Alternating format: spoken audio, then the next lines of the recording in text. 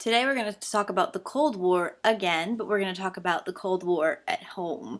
Of course, we definitely want to try to keep American history as much about America as possible, but of course as we move forward, the world becomes a much more global place and that becomes harder and harder. So we're going to look at what was going on during the Cold War in America. During the Cold War, Truman is going to use very simplistic talk when he's trying to convey the problems involved in the Cold War. He's going to say, it's basically a battle between good and evil, and this is going to cause a great amount of fear in North America. There was a huge propaganda campaign. These are some posters that were put out. The fear of nuclear war became really, really rather extraordinary. People lived in fear that communism was going to take over, that they may have faced a nuclear holocaust, all sorts of craziness. When people become scared, they immediately start turning and looking at internally for spies, what can we do at home, that sort of thing. And the sort of key figure in this hunt for communists in North America became a senator named Joseph McCarthy. He was noted for making claims that there were a large number of communists and Soviet spies and sympathizers inside the United States, especially in the federal government and in Hollywood. He accused Democrats of being soft on communism. And he would go around and say, I have a list of names, and this became known as being blacklisted, and we'll talk about that in a second. But it basically was a witch hunt for communists. Ultimately, his tactics are not going to be able to be sustained, and he's going to get censured by the United States Senate. But being known as, in this sort of witch hunting, from being known as McCarthyism, when you go out and you make unsubstantiated claims against somebody. And a lot of times what it was they would tell a really big lie and say, but he's a communist. So what is being blacklisted? Blacklisted basically meant that you were put on a list and you were investigated for being a communist, and then once you were on that list, you couldn't get a job, you may not be able to run for office, but it was a stain on your record. He formed the Un-American Activities Committee, and basically this committee had subpoena power and would be able to go into people's houses and investigate you and pull you before Congress and ask you questions and accuse you of being a communist. He especially went after people in government, Joseph McCarthy, but he also went after people in Hollywood. The famous actor Charlie Chaplin, he starred in the movies The Little Tramp, The Great Dictator, The Kid. He was a pretty famous early actor, and he accused Charlie Chaplin of being a communist. He accused over 200 people for being card-carrying communists. But when the media started covering the trials, they realized that Joseph McCarthy was just a bully, and it lost its fervor. But you do need to be aware of what the Red Scare was, which was the fear of communism and being nuked, and then of course what McCarthyism is, which is the actual accusing someone of being a communist. Let's look at something else that came out of the Cold War period, and that is our space program. Russia was the first country to put a satellite into orbit, and that greatly concerned Americans because, again, just like the atomic bomb in Germany, we didn't want people to have things that we didn't have and get behind. It's the first Sputnik was the first artificial satellite and the first man-made object to be placed into the Earth's orbit. Space is sort of seen as like the next frontier and a logical extension of America's tradition of exploration. So this is going to start what's called the Great Space Race. We're going to form NASA. We're going to form strong science and math programs in our schools to encourage kids to pursue math and science. And then eventually we're going to put people into orbit, and then it's going to end when we put a man on the moon. Of course, we consider that to be that we won the great space race. If you haven't seen the HBO miniseries From the Earth to the Moon, you can watch it, and it's amazing. It really was a race. Like, we were trying to legitimately just beat Russia. And it came during a time when Kennedy was present, and he said it best and definitely pushed for the space program in a very famous speech. But why, some say, the moon? Why choose this as our goal? And they may well ask, why climb the highest mountain? And they may well 35 years ago, why climb the highest mountain? Why does Rice play Texas? Years ago, we choose to go to the moon.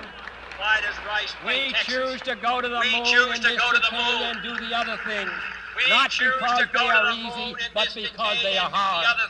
Because that goal will serve to organize and measure the best of our energies and skills. Because that challenge is one that we're willing to accept, one we are unwilling to postpone, and one we intend to win. One we are unwilling to postpone, and one we intend to win, and the others too. But we shall send to the moon 240,000 miles away from the control station, 240,000 miles away, rocket, from the more than 300 feet tall, the length of this football field, made of new metal alloys, some of which have not yet been invented, capable of standing heat and stresses, several times more than have ever been experienced, fitted together with a precision better than the finest watch, carrying all the equipment needed for propulsion, guidance, control, communication, food, and survival, on an untried mission to an unknown celestial body, and then return it safely to Earth, re-entering the atmosphere at speeds of over 25,000 miles per hour, causing heat about half that on the temperature of the sun, almost as hot as it is here today, and do all this, and do all this, and do it right, and do it first, before this dictate is out, then we must be bold. Before this dictate is out, then we must be bold.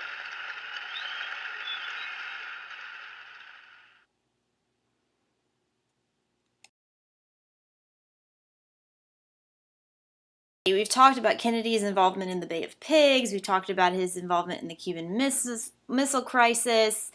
And he's going to be instrumental in getting this fervor started for space. And, of course, the Kennedy Space Station is named after him.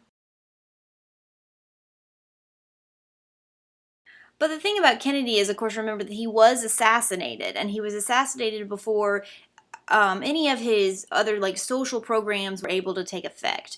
But if you listen to his speeches, he had a great amount of charisma. He was a fantastic public speaker.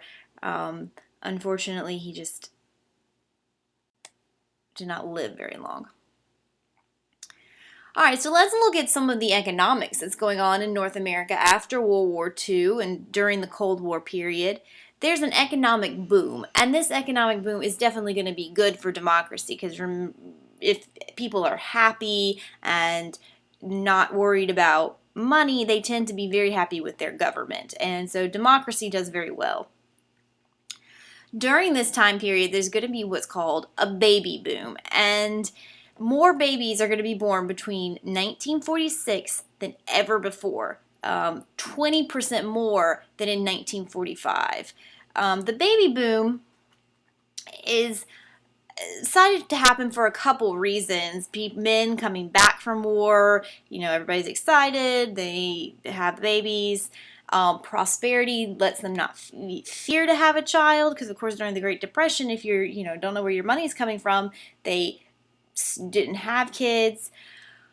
My parents were children of the baby boom. So my grandfather fought in the World War II, and when he came home, and then of course my parents were born, and then they had me. So my parents are baby boom children. My grandparents were baby boomers.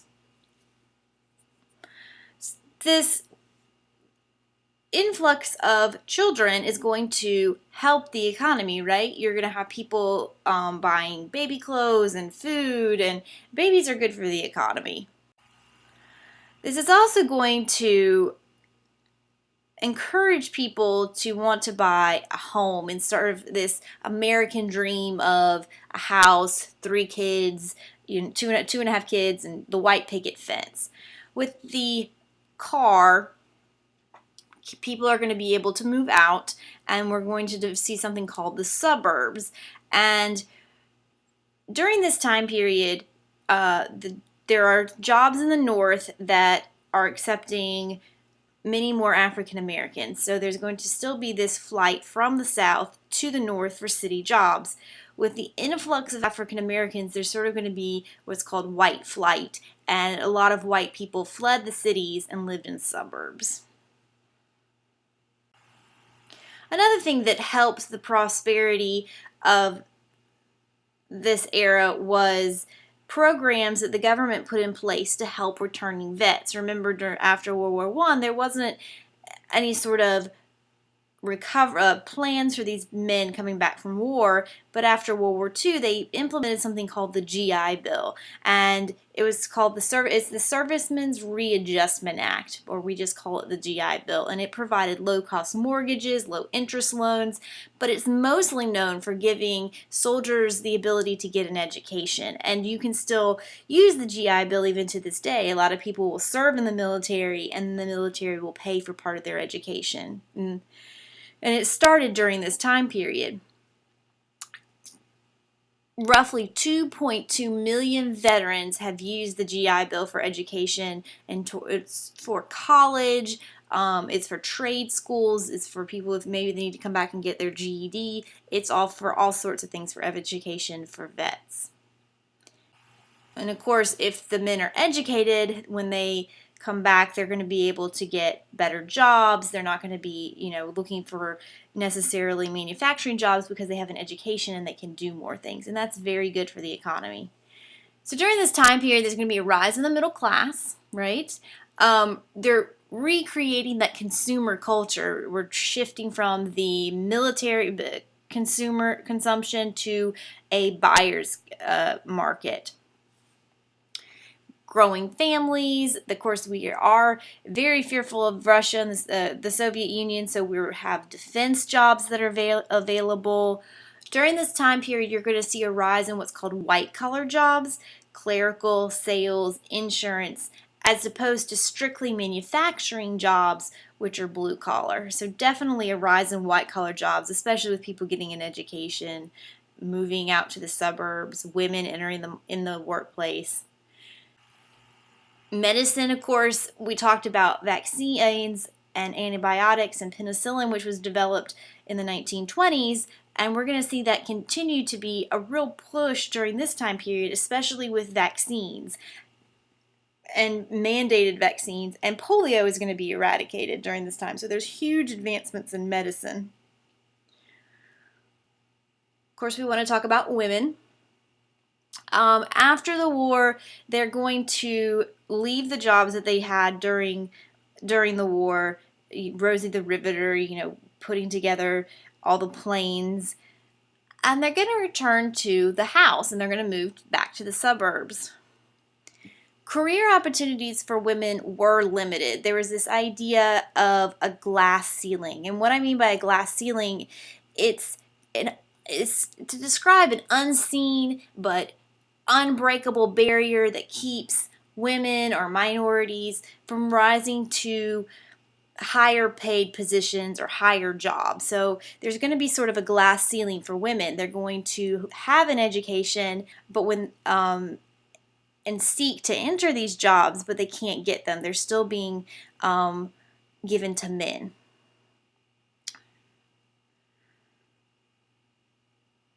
During this time period, Betty Freeman is going to write a book called The Feminine Mystique. And what the feminine mystique was a description of women during this time period. She interviewed them and she found that while propaganda, and of course this is a picture from during that time, stated that women were happiest when they were at home, raising babies and taking care of their husband. That's what propaganda said, but when she interviewed these women, they felt very unsatisfied, they felt very unhappy.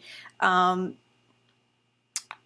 were, despite living in sort of material comfort and being married, they wanted more. And so this was this idea that women wanted to enter the workforce but were not able to.